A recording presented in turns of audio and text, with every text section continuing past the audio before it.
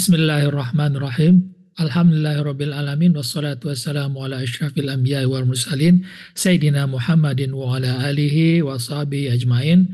Assalamualaikum warahmatullahi wabarakatuh. Waalaikumsalam warahmatullahi wabarakatuh. Alhamdulillahirabbil alamin.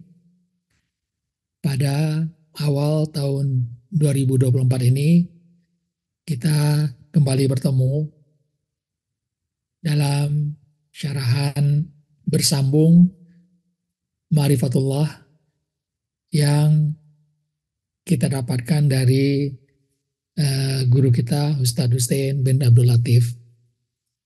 Kajian kali ini adalah sambungan dari kajian-kajian yang sebelumnya, karena kalau kita lihat kita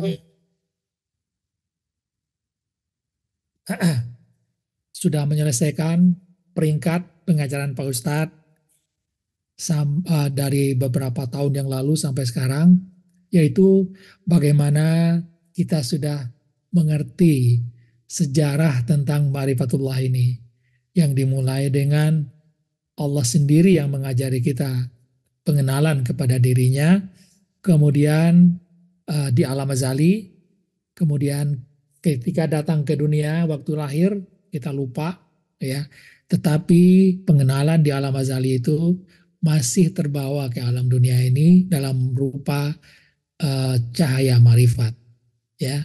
Nah ini kemudian karena kita lahir kita lupa, maka Allah menurunkan 124.000 nabi-nabi untuk mengingatkan kembali perjanjian kita atau kesaksian kita kepada Allah waktu di alam azali. 124.000 nabi-nabi telah diutus yang mengajarkan kita kembali tentang Allah, kemudian tentang bagaimana kita menyembah Allah. Tentu saja sesuai dengan zamannya masing-masing. Dan terakhir sampai kepada Rasulullah Sallallahu Alaihi Wasallam.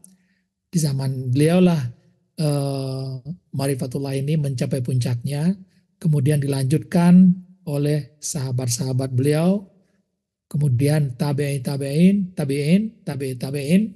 dan kemudian dilanjutkan dengan arif billah. Itu sudah kita pelajari dulu di dalam Awaluddin Ma'rifatullah. Kemudian Ma'rifatullah itu sendiri juga sudah kita pelajari dengan cukup matang, ya, yaitu bagaimana kita mengenal sifat hakikat ma'rifat, ya, yang akhirnya nanti adalah menghasilkan gegaran ihsan. Nah, ini juga sudah kita selesai dapatkan dan sudah banyak yang mendapatkan manfaat dari mengenal sifat hakikat dan ma'rifat ini. Kemudian dilanjutkan dengan zikrullah dan ibadah. Dengan zikrullah kita menghasilkan jiwa yang tenang, yang disebut juga dengan jiwa nafsul mutmainnah. Kemudian dengan zikrullah juga kualitas ibadah kita juga bertambah menjadi ibadah yang khusyuk. Ya, ibadah-ibadah kita juga kita tambahi dengan ibadah-ibadah sunnah yang kalau dengan tanpa ilmu ini rasanya tidak mungkin kita melakukannya. Ya, ini sudah kita selesaikan juga dulu bagaimana macam-macam dari ibadah ahli sufi, ya. Contohnya adalah bagaimana kita selalu sholat malam, kemudian puasa hari-hari, ya. Ada yang 2 hari, ada yang 4 hari, ada yang 5 hari, ada yang 6 hari, ya. Dan itu sangat berat kita lakukan kalau tanpa dengan dibekali ilmu Ma'rifatullah ini. Nah, semua itu sudah kita dapatkan dan sudah kita latihkan, dan juga sudah selesai dengan taraf kedua, yaitu mengenal afalnya, yaitu menyerahkan segala urusan kepada Allah. Nah, ini yang dikenal dengan afalnya. Di dalam afal itu salah satunya adalah ujian, ya. Bagaimana kita menghadapi ujian, bagaimana kita menghadapi berbagai bencana alam, berbagai penyakit, ya, berbagai kesulitan hidup. Nah, bagaimana kita menghadapinya? Dengan mengenal afalnya inilah kita bisa berserah kepada takdir 100%. Ya, itulah Islam. Kemudian juga kita sudah tahu disebut dengan keridhaan. Ya, keridhaan itu adalah kita menerima apapun juga dengan tidak bertanya-tanya, lebih banyak kita diam ya, dan tidak protes kepada Allah tentang apa yang sudah kita alami, apa yang sedang kita alami selama ini. Dan di samping itu adalah yang tidak kalah pentingnya adalah kita bisa dengan mudah ya, dengan mudah kita hidup macam biasa saja. Kita tidak lagi apa namanya menginginkan sesuatu yang lebih dari apa kemampuan manusia biasa.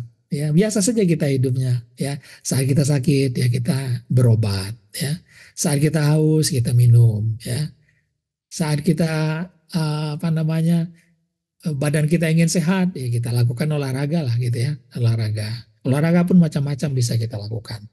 Nah ini sudah kita dapatkan dulu ya, sudah selesai kita dapatkan dan ya. Nah, bagaimana kita mendapatkannya? Nah, ini kita ulang sedikit, yaitu kita sudah diberikan ilmu, kunci ilmu ma'rifatullah yang didapatkan oleh Ustadz guru kita, Ustadz Husain bin Abdul Latif, yaitu kunci ma'rifatullah dari Rasulullah sendiri. Ya. Kemudian yang kuncinya adalah pada permulaan hanya Allah saja yang ada, tiada apapun bersamanya. Ini kunci yang diberikan kepada beliau. Dan disinilah dari kunci itulah baru nanti ada tajali maha halus ya. Gunanya tajali maha halus ini untuk apa nanti? Nah disitulah apa namanya mulai dari kajian mengenal Allah ini tentang Allah ini nantinya atau berkenaan dengan Allah about Allah ya. Tajali maha halus ya, kemudian firman kun, dari firman kun itu maka bermanifestasilah dia menjadi zat, zat bermanifestasi lagi menjadi lahul mahfudz ya. Nah ini sudah kita pelajari di dalam pelajaran sebelumnya. Dari sanalah kita mendapatkan pelajaran tentang ayat-ayat ma'rifatullah. Contohnya dia yang zahir, dia yang batin, dia yang awal, dia yang akhir, dia maha halus, maha meliputi. Semuanya bisa kita terangkan dengan apa namanya? Dengan tidak ada keraguan sedikit pun. Bahkan kita bisa menerangkan bagaimana, alhamdulillah, kita bisa menerangkan bagaimana perbedaan-perbedaan yang banyak di masyarakat selama ini berkenaan dengan Allah ada di langit dan Allah dimanapun berada engkau melihat wajahnya. Nah ini di dalam di masyarakat sangat bertentangan. Ada yang berpegang hanya Allah di langit saja atau Allah ada wajahnya ada di mana-mana. Nah ini bisa kita jawab dengan tidak ada keraguan sedikit pun. Begitupun maka inilah dia ya Allah kemudian maha halus ya. Ya, kita kembali di sini. Nah ini dia. Wajah yang maha halus, ada yang maha halus. Ya. Kemudian maha halus tadi kita perbesar sedikit, kita pengen melihat apa yang ada di dalamnya. Ya, di dalamnya wajah itu langsung bercahaya, ya, bermanifestasi atau menjamar atau tersembunyi. Di dalam wajah tersebut sudah tersembunyi di dalam zat. Zat kemudian menyamar tersembunyi lagi di dalam lahul mahfudz. Ya, dan bukan bagi Allah karena bagi Allah tidak ada waktu dan ini hanya kecil saja ya, sangat kecil sekali sehingga tidak ada artinya bagi ini dia ya. Nah, kemudian bagaimana kita juga telah mengenal afalnya dia ya. Bagaimana yang maha halus zat ya yang lauh mahfudz ini semuanya bekerja ya atas af'al Allah sendiri, yaitu tentang satu kehendak dia, ya satu kuasa dia, satu pengurusan dia, sehingga menghasilkan dramanya. Tetapi ini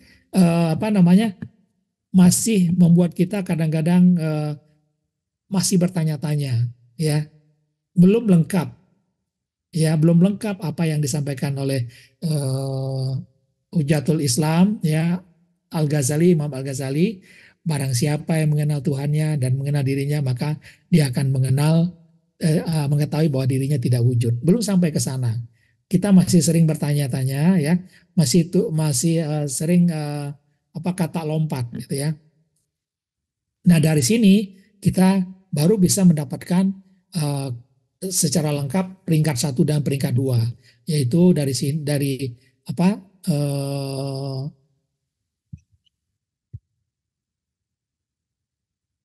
surat An-Nur ya ayat 35 ya, ayat 55 ya.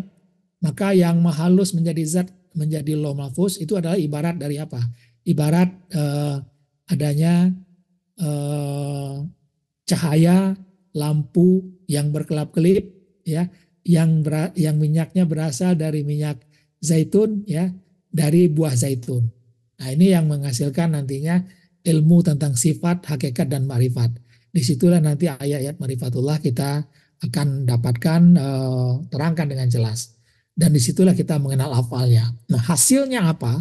Hasilnya adalah bagaimana kita mutmainah dan khusyuk tadi sudah kita terangkan. Bagaimana kita Islam dan keredaan dan kita hidup ya macam biasa. Nah, ini yang sudah kita dapatkan ya. Kemudian kalau kita olah lagi ya, Allah,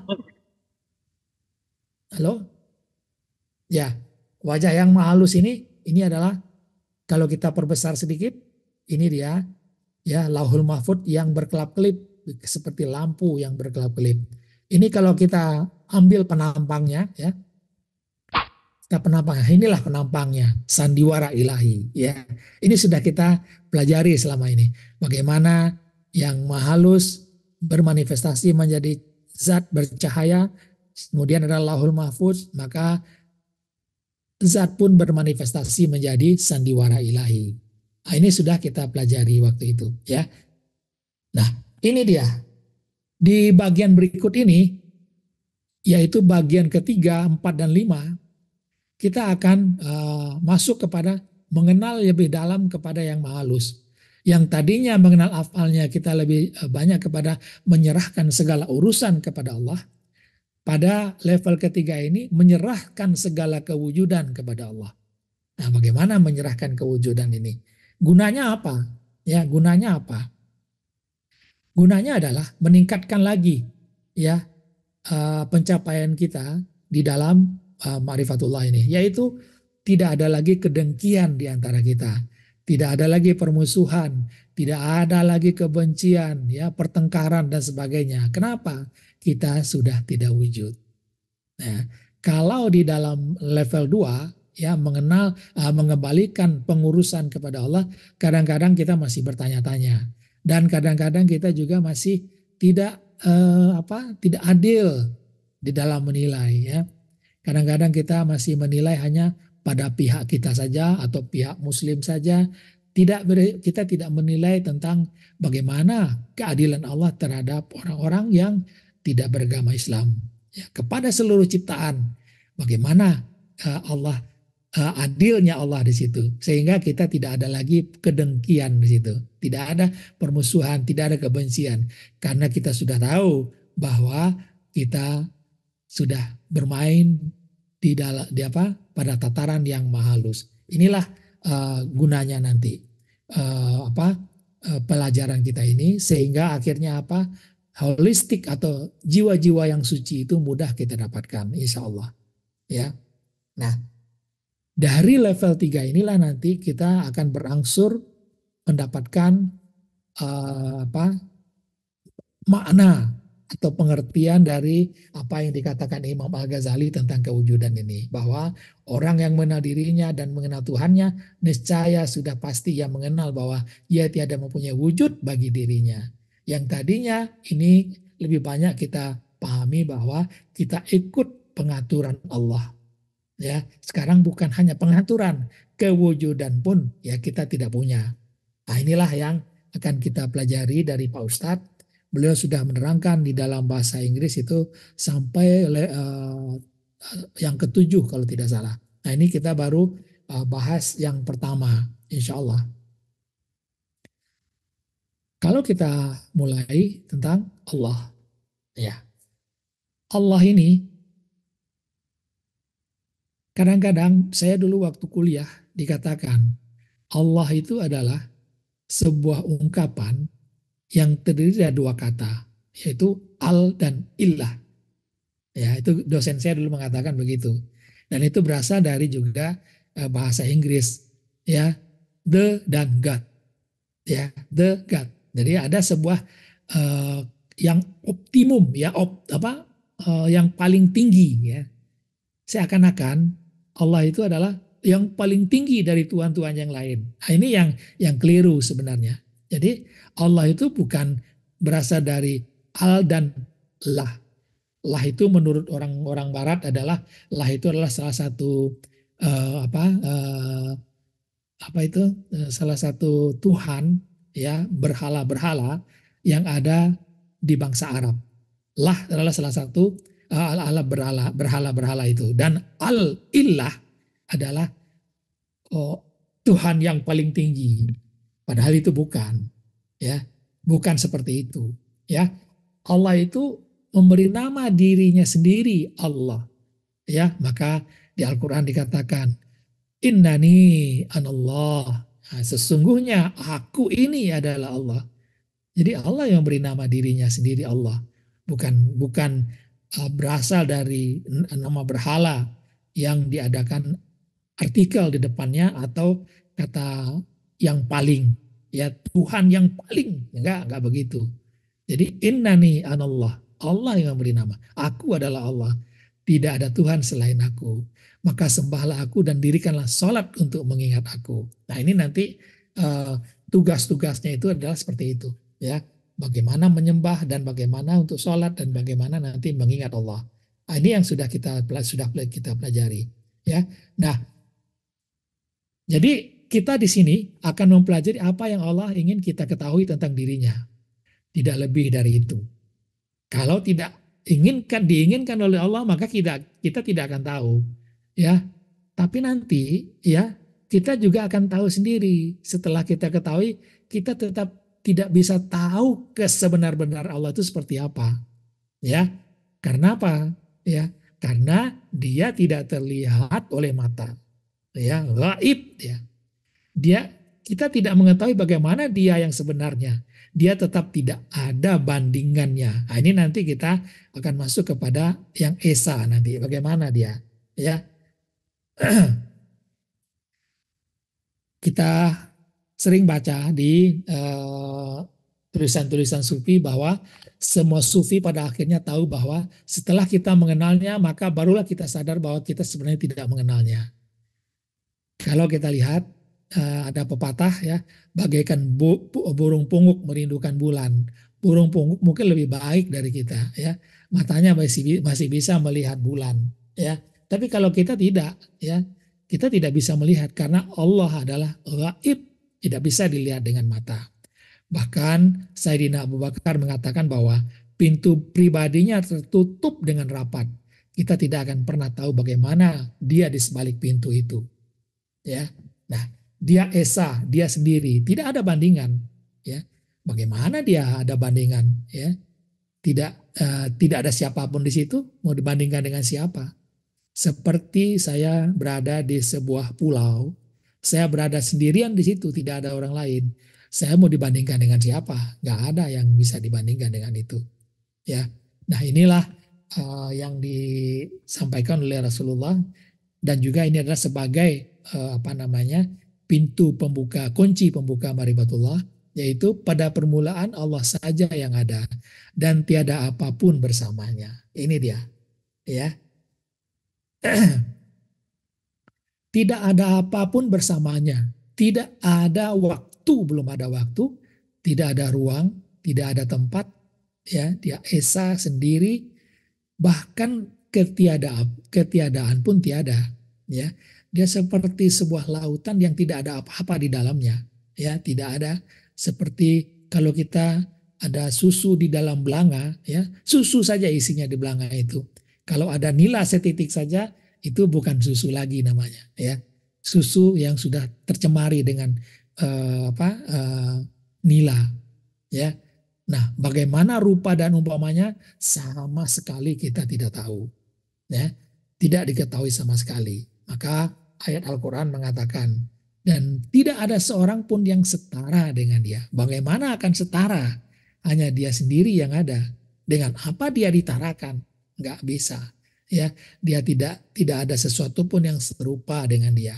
Bagaimana rupanya dia sendiri yang ada, tidak ada yang lain yang tahu. Dia tidak dapat dicapai oleh penglihatan mata. Maha gaib, ya.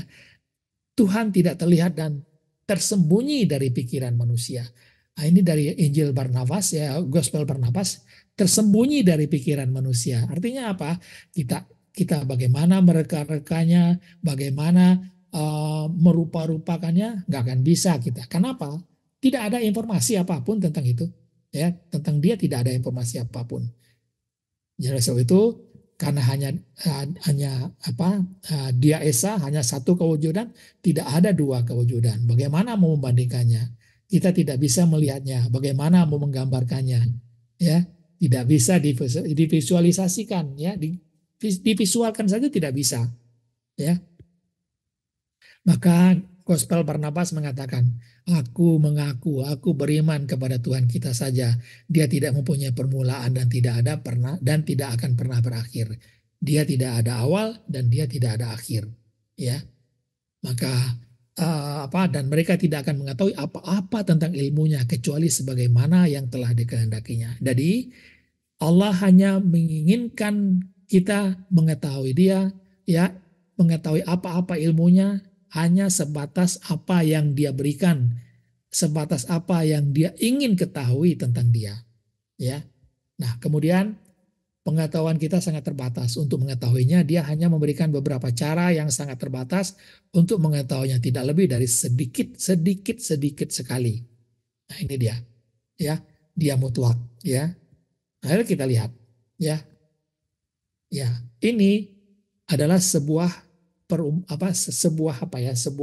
eh, penggambaran, ya, karena kita ingin menerangkan, ya. Ini sebenarnya tidak bisa diterangkan, tetapi karena kita ingin menerangkan dengan sedikit gambaran, maka kita bisa melihat sebagai layar komputer ini bahwa Allah, ya, tidak ada batasnya, dia adalah infinite, ya, maha luas. Banyak Al-Quran mengatakan seperti itu, ya.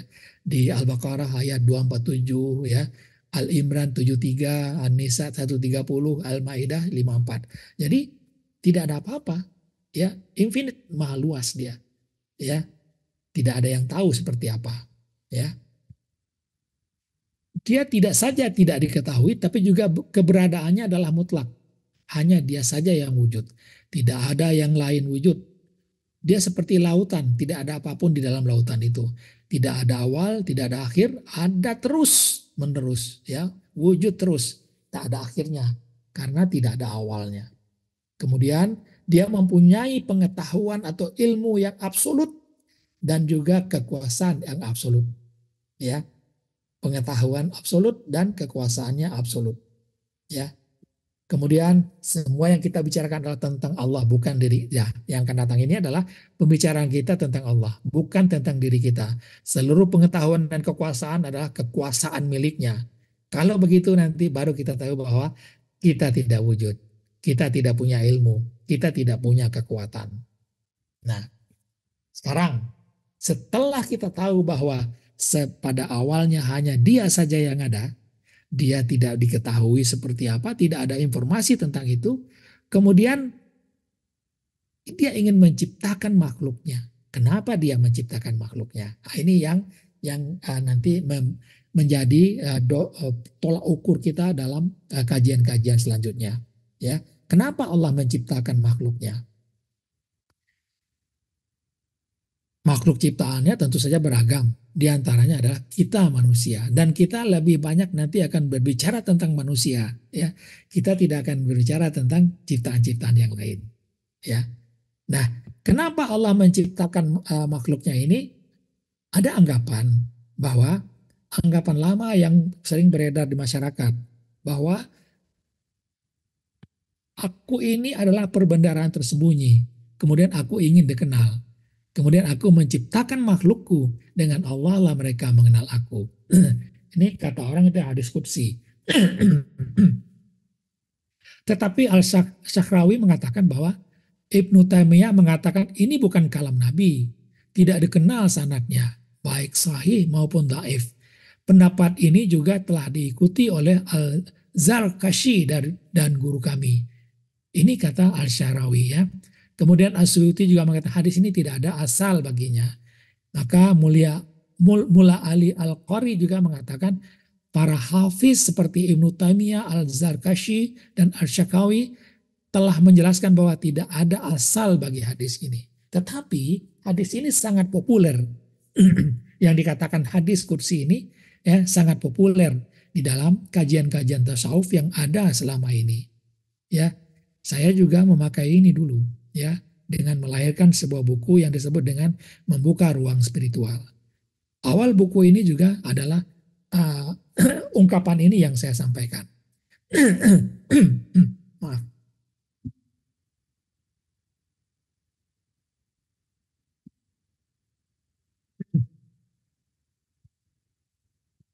Nah, pendapat lain, Syekh Abdul Qadir Jalani mengatakan bahwa jelaslah bahwa tujuan diciptakannya manusia adalah agar dapat diketahui. Nah, kalau kita lihat tadi, yang pertama ingin dikenal, yang kedua ingin diketahui. Kalau kita lihat ya dengan pemahaman yang diberikan oleh Ustadz kita, Ustadz Hussein bin Abdul Latif, bagaimana Allah tidak akan kenal tentang dirinya, bagaimana Allah tidak akan tahu tentang dirinya, ya. Kalau dia tidak tahu, tidak kenal dengan dirinya, maka dia harus dikenal oleh yang lain, oleh makhluknya, maka rasa-rasanya itu sangat merendahkan Allah. Masa dia tidak kenal dirinya, ya, dan dia ingin dikenal, dan dengan Allah orang mengenal aku, ya. Nah ini yang tidak tepat, ya. Pasti ada alasan lain kenapa dia menciptakan makhluk, ya. Maka kenapa pendapat Abdul Qadir Jalani, Syekh Abdul Qadir Jalani juga tidak disetujui, ya, bahwa ini adalah pendapat pribadi beliau, ya. Ukurannya adalah ukuran dari beliau sendiri. Maka dari sinilah munculnya dari dua pendapat ini banyaklah muncul pahaman-pahaman yang kalau boleh dikatakan keliru ya keliru, ya. Ya. Nah, ada beberapa pahaman yaitu hulul, ya. Dari paham itu karena dia ingin mengenal Allah, ya, dengan mulai dari mengenal diri, barang siapa mengenal dirinya maka dia akan mengenal Allah. Maka dia kenal dirinya dia, oh ternyata saya adalah Allah, ya. Nah, disinilah orang dari makhluk dia mencoba ya menyadari Tuhan, maka nanti muncullah hulul, yaitu Tuhan ya turun, ya, Tuhan turun melebur ke dalam diri manusia. Nah, ini contohnya adalah Adam alaihissalam adalah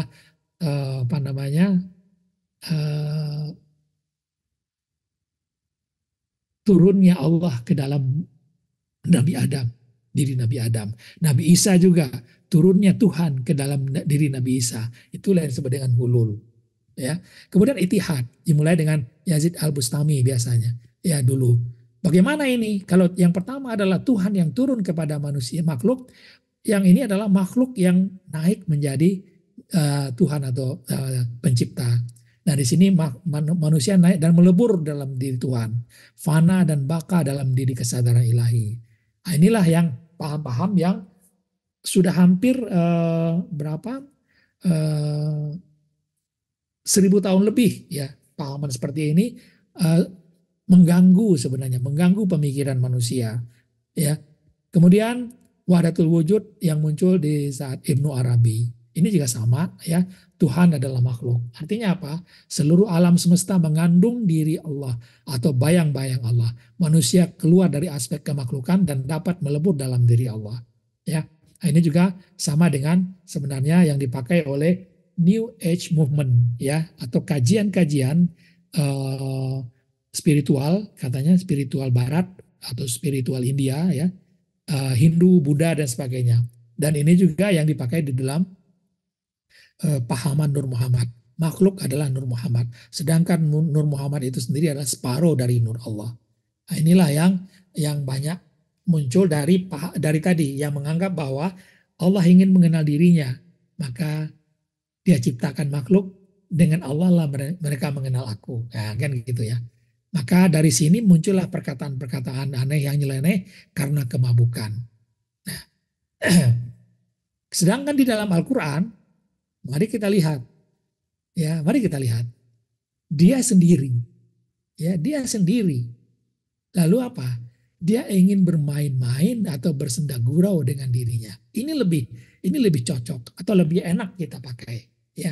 Karena kita bisa menjelaskan nanti setiap ciptaan yang diciptakan Allah itu bagaimana dia menjadi aktor dari permainan atau drama ilahi.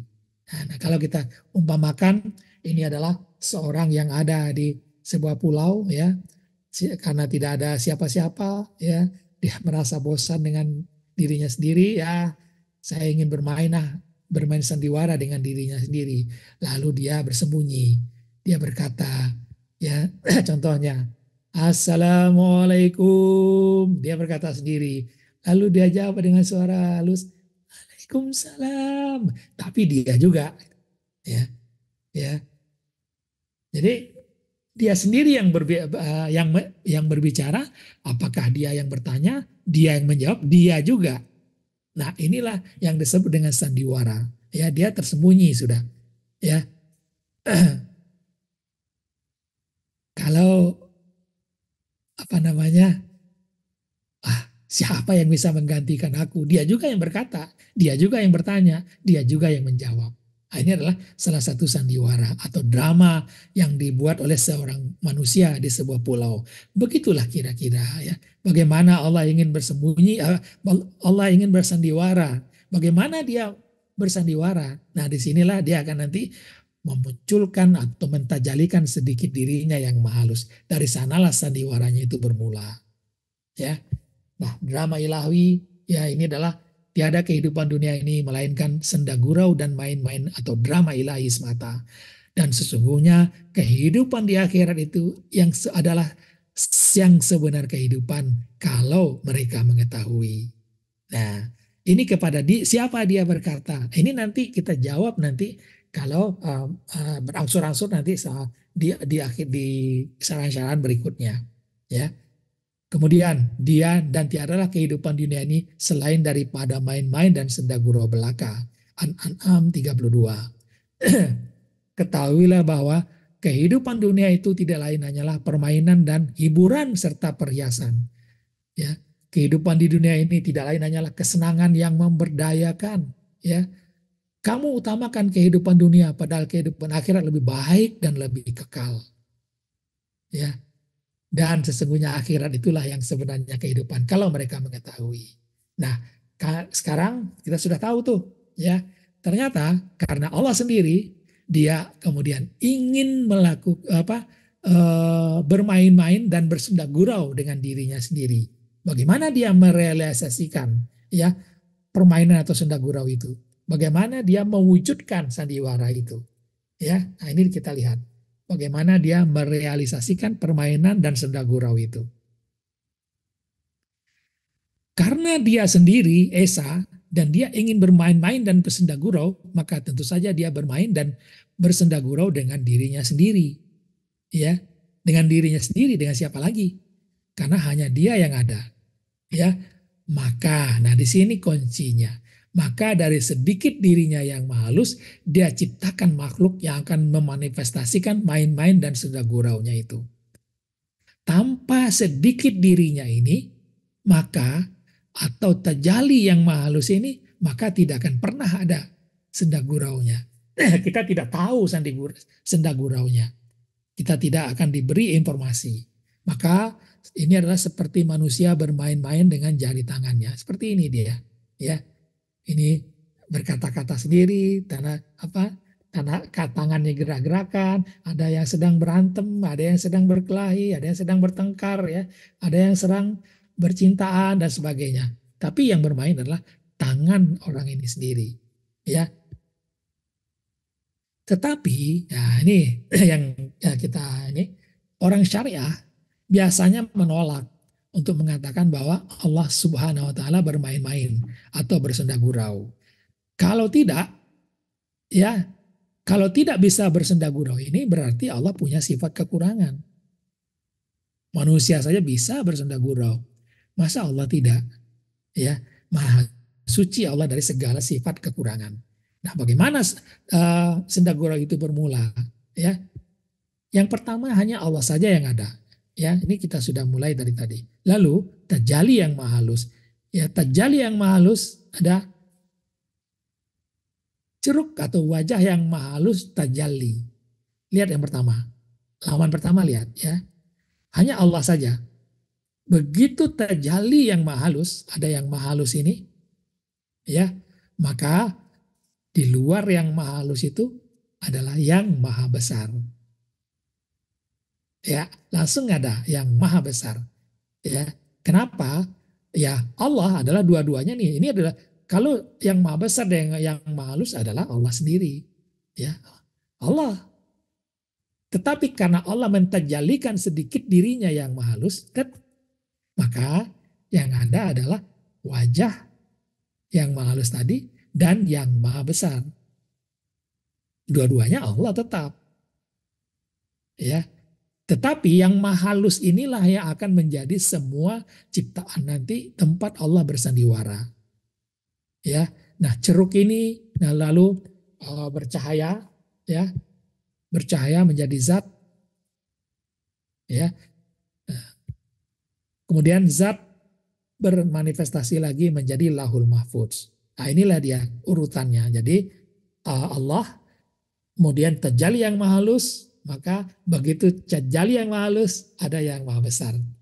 Karena ada bandingan sekarang. Kalau yang pertama ini tidak ada bandingan. Allah tidak ada bandingan. Tetapi begitu yang maha halus tajalli, maka langsung nggak ada bandingan. Apa? Karena yang mahal, karena yang tajalli yang adalah yang maha halus, maka yang tidak tajalli disebut yang maha besar. Ibu Tuti, Mbak apa? Kak Tuti, ada apa Kak Tuti? Menyampaikan apa? Raisen?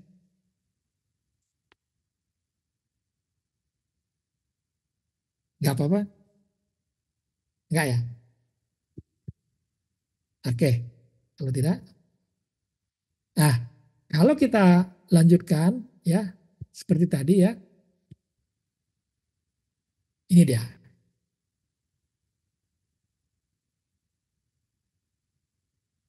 Kak Tuti ada Raisen, ada apa Kak Tuti? Kak Tuti Isa ada resen? Ada yang mau disampaikan?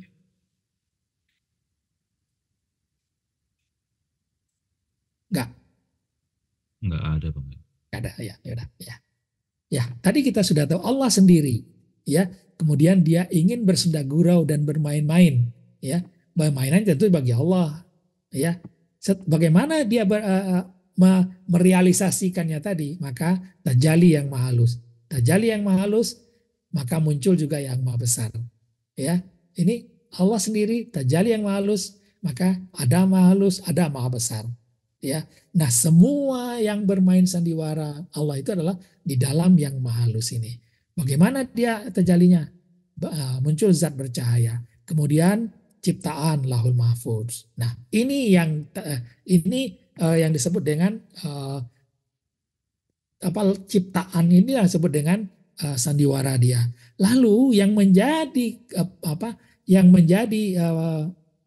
apa namanya fokus kita adalah bagaimana lahul mahfudz ini menjalankan sandiwara ilahi itu dengan kepatuhan yang sangat ketat.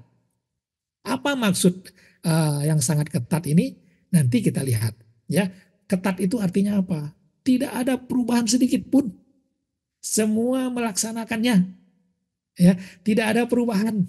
Ketat dia. Ya, kenapa bisa ketat? Nah, disinilah kita nanti bisa melihat penyebabnya. Ya, mari kita lihat.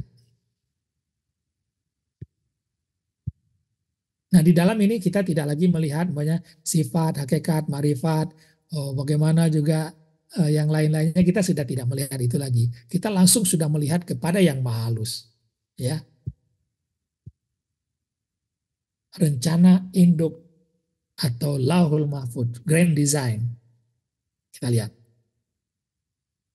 Allah, kemudian yang maha halus, yang maha besar, ya. Kemudian yang maha halus kita lihat, ya. Kita tebas. Nah, di sini dia, ya.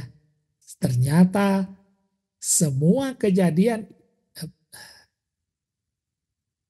nah, semua kejadian yang ada di Lauhul Mahfud ini manifestasi ternyata, hanya gambaran. Kalau tadinya kita melihat itu adalah sandiwara ilahi, seakan-akan kita benar-benar bersandiwara, tetapi dengan pengetahuan yang ada sekarang ini, kita akan melihat bahwa ternyata yang terjadi di dalam Lauhul Mahfud ini hanyalah gambaran, hanyalah fatamorgana, hanyalah hologram, ya, yang sedang dijalankan oleh Yang Maha Halus sendiri. Nah, ini dia, ya. Ini yang kita akan lihat nanti. Seperti ya tadi ada Yang Maha Halus di sini, ada zat atau cahaya yang merupakan manifestasi dari ya wajah Yang Maha Halus ini. Di sini ada Lauhul Mahfud. Lauhul Mahfud ini adalah semua rencana yang akan dijalankan oleh Yang Maha Halus ya, atau zat nanti, maka menghasilkan yang disebut dengan manifestasinya. Inilah yang terjadi di yang kita lihat yang sekarang di alam semesta ini. Ada gambar, fatamorgana, dan hologram. Selama ini kita melihat itu adalah nyata, ya. Ternyata ini adalah gambaran yang melekat, gambaran yang melekat di layar zat, ya. Kalau kita lihat di dalam perwayangan ada itu, ya, ada dalang, ya, ada wayang.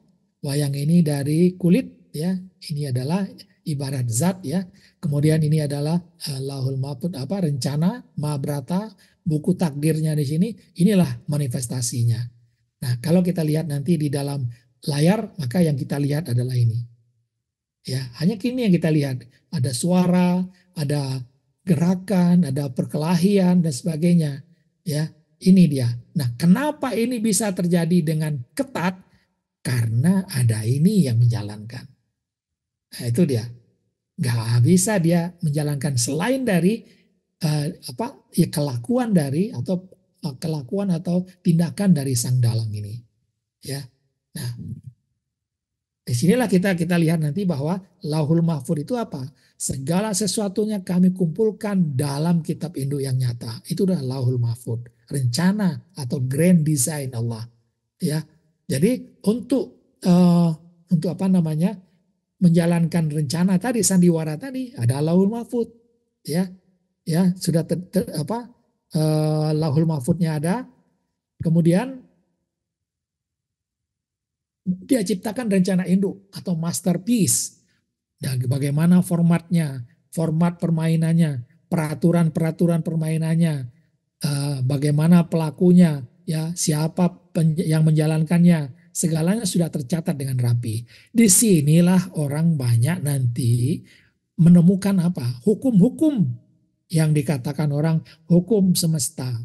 Ya, orang mengatakan ada yang 12 hukum semesta, ada yang mengatakan 20 hukum semesta, ada yang mengatakan 21. Ya, salah satunya adalah bagaimana sebab akibat, ya, cause and effect. Di sini dia mainnya, ya. Ya, di sini pembicaraannya apa? Hanya Lauhul Mahfud saja yang dia bicarakan. Bagaimana hukum-hukum itu tentang hukum energi, ya, bahwa alam semesta ini adalah ternyata hukum energi saja yang berlaku, ya, energi yang bergetar, energi yang frekuensinya tertentu, ya, energi yang mengalir dari satu tempat ke tempat lain, ada pertukaran energi dan sebagainya. Inilah yang ditemukan oleh orang-orang atau saintis sekarang sudah sampai menemukan ke sana, ya. Jadi ini tidak ada yang dilupakan. Jadi Lauhul Mahfud ini tidak ada yang dilupakan, ya. Lalu apa? Dia ciptakan pemeran drama. Ya, ini dia pemeran dramanya, ya. Ada alam semesta. Di alam semesta itu ada bumi, ya. Bumi itu di sana ada lautan, gunung, awan, hewan, tumbuh-tumbuhan, semua ada di situ. Ada malaikat, ya, ada manusia, ada jin. Inilah para pemerannya. Nah, semua punya tugas masing-masing, ya. ada yang bertasbih, ya manusia dan jin tugasnya berbeda, ya. Kalau kita lihat, ya pada skripnya ada macam-macam, ada makhluk lain yang seperti tadi tugasnya hanya satu saja, bertasbih saja kepada Allah, ya. Tapi tasbihnya kita tidak tahu. Nah, ini kalau kita bahas ini lengkap gitu ya, ini sangat panjang juga nanti. Tapi kita bahasanya intisarinya saja. Nah, bagaimana manusia? Manusia tugasnya adalah yang pertama, tidak kuciptakan jin dan manusia itu adalah untuk menyembah atau beribadah kepadaku. Jadi jin dan manusia yang pertama adalah beribadah. Ya, maka ibadahnya yang kita bahas hanyalah sholat. Ya, sholat saja dulu. Ya, karena ini yang paling penting soalnya. Ya, kemudian apa? Diuji. Ya, manusia diuji, jin juga diuji. Jin diuji dengan saat penciptaan Nabi Adam. Ya, ada bangsa jin, Azazil, ya diuji dengan penciptaan Adam, maka dia tidak sabar, dia akhirnya ingkar kepada Allah. Nah, ini adalah skrip para pemerannya ini, ya. Nah, bagaimana untuk beribadah dan diuji ini menghadapinya dengan sholat, ya. Mintalah pertolongan kepada Allah dengan sabar dan sholat, ya. Ya, sesungguhnya sabar dan sholat itu sulit, ya susah, kecuali bagi orang yang khusyuk. Nah, di sini dia nanti kita masuk kepada kebutuhan manusia itu apa? Ya, kebutuhan manusia itu apa? Yang pertama adalah sabar, sholat, amal soleh. Ya, ini adalah tugas-tugas umum manusia. Ya, untuk sabar bagaimana? Innalillah. Saat ditimpa musibah, kita mengucapkan innalillah wa inna ilaihi rajiun. Kembali kepada Allah. Mengembalikan apa? Mengembalikan permasalahan kita. Ya Allah, saya punya masalah. Saya tidak kuat menahannya. Tolonglah saya. Itu namanya kembali. Bukan kembali mi'raj, ya, seperti yang ada di dalam tasawuf jalan wali-wali. Dia ingin mi'raj, ya mi'raj sampai ke langit yang ketujuh atau sampai ke Sidratul Muntaha dan sebagainya. Enggak. Mi'raj, ya dikatakan adalah khusyuk itu adalah orang-orang yang menyadari bahwa saat sholat, saat ditimpa musibah, ya dia kembali kepada Allah. Dia bertemu dengan Allah, mengembalikan semua permasalahannya. Itulah khusyuk. Ya, yang sulit didapatkan tanpa ada ilmu. Ya, ilmu yang tentang zikrullah. Nah, tugas manusia lainnya amal saleh. Ya, amal saleh itu banyak. Ya, ibadah-ibadah sufi umumnya itu adalah yang bisa disebut dengan amal saleh. Nah, tugas khusus dari manusia, ini dia tugas khusus manusia, yaitu untuk menjadi khalifah. Tugas menjadi khalifah itu bisa tercapai dengan cara kita bisa iqra, membaca, mempelajari apa-apa yang ada di alam semesta ini.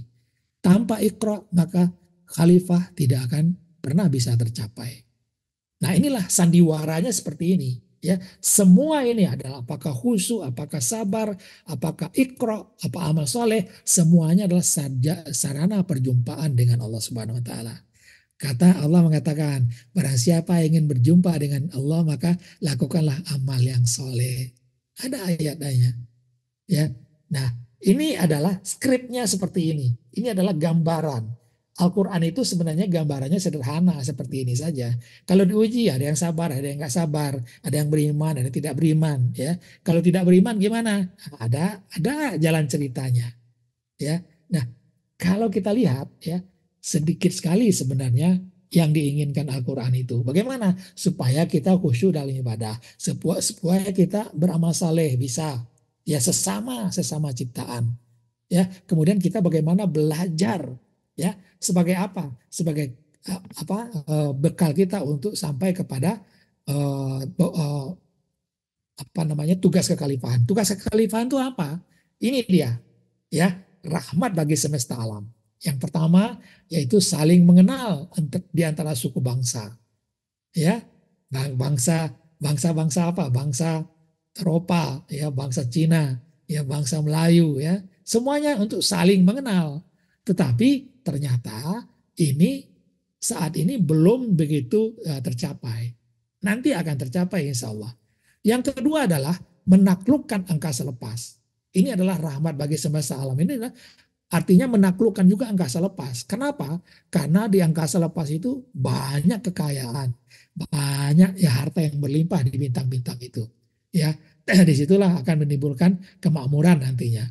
Nah, ada yang tugas ini tidak ada satupun yang mengetahui selama ini. Guru kita, Arifillah Ustaz Hussein bin Abdul Latif, mengagetkan kita semua bahwa ternyata tugas kekhalifahan yang ditolak dulu oleh langit, ditolak oleh bumi, ditolak oleh awan, ditolak oleh bintang-bintang dan sebagainya. Ada tugas yang sangat berat bagi mereka, yaitu membawa kembali syaitan-syaitan untuk beriman dan menyembah Allah Subhanahu wa taala. Sehingga ayat yang mengatakan wa ma khalaqtul jinni wal ins illa liya'budu bisa terpenuhi. Ya, kenapa? Manusia sudah diajak oleh sesama manusia untuk menyembah Allah. Ya, dengan mulai dari 124.000 nabi-nabi diteruskan oleh ulama warasatul anbiya. Nah, kepada bangsa jin yang ada di angkasa lepas, itu siapa yang akan mengajak mereka kembali beriman kepada Allah? Tentu manusia yang diberi tugas khalifah. Itu yang tidak bisa dilakukan oleh siapa? Oleh ciptaan Allah yang lainnya. Maka setelah semua beriman, ya kemakmuran dan keamanan tercapai di seluruh semesta ini, dia sudah menjadi rahmat semesta alam, maka drama ilahi selesai. Ya, selesai dramanya dengan seperti ini. Kapan ini tercapai? Masih lama, insya Allah. Ya, masih lama. Ya, tidak mungkinlah kualitas manusia yang seperti ada sekarang ini yang dikatakan oleh tidak dihormati oleh iblis dulu waktu di waktu penciptaan Nabi Adam. Kalau kualitas manusia seperti sekarang, pantas dia tidak akan menghormati. Tetapi kalau dia sudah sampai kepada kualitas manusia yang khalifatullah rahmatan lil alamin, barulah nanti mereka paham bahwa Allah benar, bahwa mereka tidak tahu apa yang Allah ketahui. Disitulah nanti baru mereka paham bahwa benar Allah menciptakannya itu tidak sia-sia semua. Maka semesta digulung, maka hiduplah semua di kampung akhirat. Maka jelaslah bahwa tidak sia-sia diciptakan ini. Ya, maka kalau kita lihat berapa lama penciptaannya ini, inilah dia. Ya, Lauhul Mahfud menurut skala ciptaan manusia yang tadinya sudah kita lihat di bagaimana kun yang terjadi, ini adalah bagaimana penjabarannya di dalam skala manusia ini. Ya, skala ciptaan.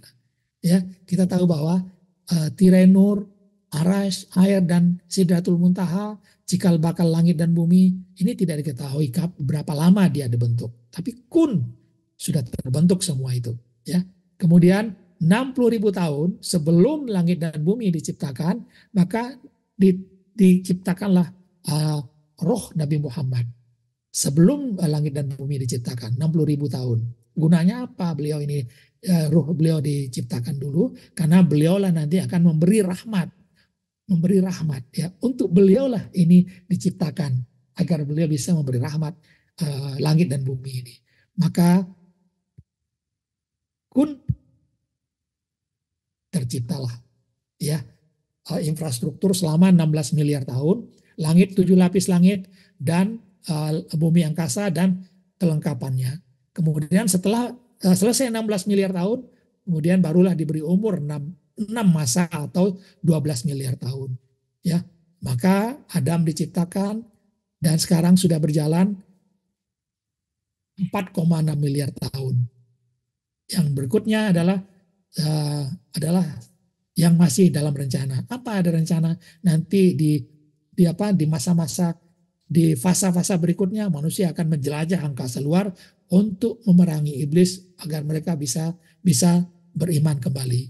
Dan pada masa 10 miliar tahun terjadilah kiamat pertama dan terjadilah proses hisab, proses sorga dan neraka. Ya, lalu setelah itu baru dia menjadi kiamat kedua kembali nanti. Nah ini nanti akan kita bahas di bagian belakang berikutnya. Ya. Dan ini terjadi, kenapa bisa terjadi dengan ketat? Nah, ini bahasanya di situ nanti. Ya, ini sudah ya range-nya 12 miliar tahun. Ya, ini adalah Lauhul Mahfuz tadi sudah. Ya. Bagaimana nanti rencananya itu langit digulung seperti lembaran-lembaran kertas, ya. Karena memang grand design itu seperti lembaran kertas saja sebenarnya, ya, yang berjalan menurut waktu, seperti sebuah film berjalan. Grand design itu seperti lembaran. Ketika lembaran itu dipantulkan, maka banyak peristiwa, banyak emosi yang termanifestasikan. Pada kiamat pertama, lembaran itu digulung. Nah, digulung. Ada gulungan tadi, maka ada apa rencana Lahul Mahfuz tadi digulung, langit dan bumi digulung, ya. Maka inilah yang dilihat oleh Rasulullah, ya, waktu Isra dan Mi'raj, gulungan atau gambaran ini. Aku melihat sebagian besar penghuni neraka adalah wanita, dan aku melihat sebagian besar penghuni surga adalah kaum miskin, ya. Nah, ini.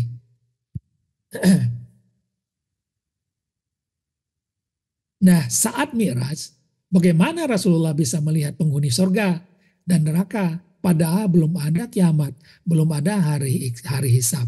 Maka disinilah baru kita paham bahwa beliau melihat gambaran atau grand design, melihat klip eksklusif atau sinopsis teaser, ya, cuplikan untuk menarik perhatian.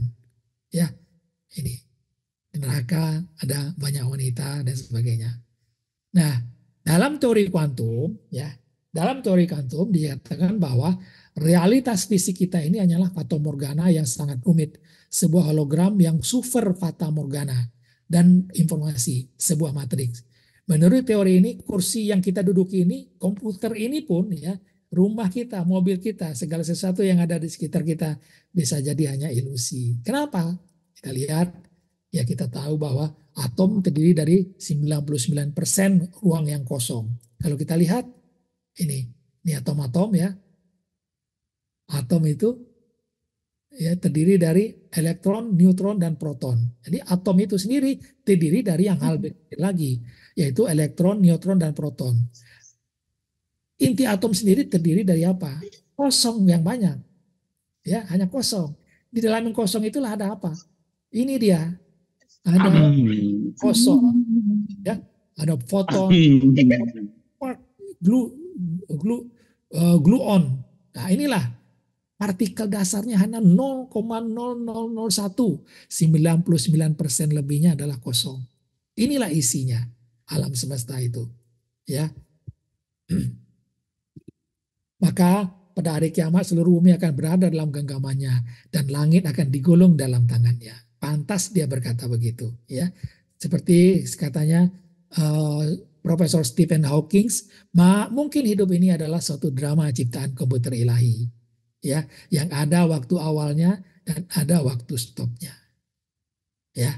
Nah, ini saya rencana supaya tidak terlalu berat, ya, maka saya hanya akan menyampaikan ini dalam waktu 1 jam, ya. Dalam waktu 1 jam kita akan pelan, kita akan ulang itu nanti, ya.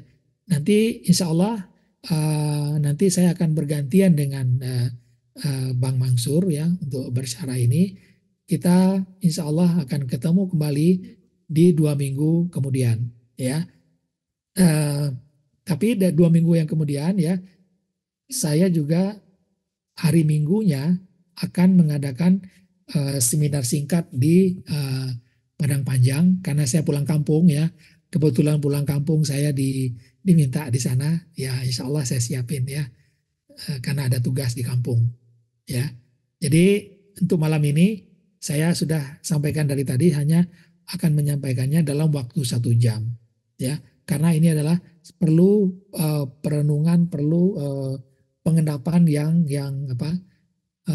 yang lebih dalam itu, ya, karena kajian ini adalah kajian yang lebih lanjut, ya, bagi teman-teman yang belum mengikuti kajian 1 dan kajian yang pertama tingkat level 1 dan 2, ya, mudah-mudahan lihatlah dulu level 1 dan 2 itu, Kalau langsung ke level 3 ini nanti akan membingungkan karena level 3 ini lebih kepada apa ya, intelektual untuk menjawab pertanyaan-pertanyaan orang nanti. Ya, kita tahu nanti pertanyaan orang akan semakin banyak dan semakin sulit untuk dijawab. Maka ilmu inilah yang dibekalkan oleh Ustadz buat kita untuk menjawab pertanyaan-pertanyaan itu. Ya, mudah-mudahan malam ini kita cukupkan sekian. Insya Allah kajian berikutnya akan kita bahas tentang kepatuhan yang ketat. Demikian, terima kasih Bang Bayu. Saya kembalikan ke Bang Bayu. Terima kasih Pak Ustadz.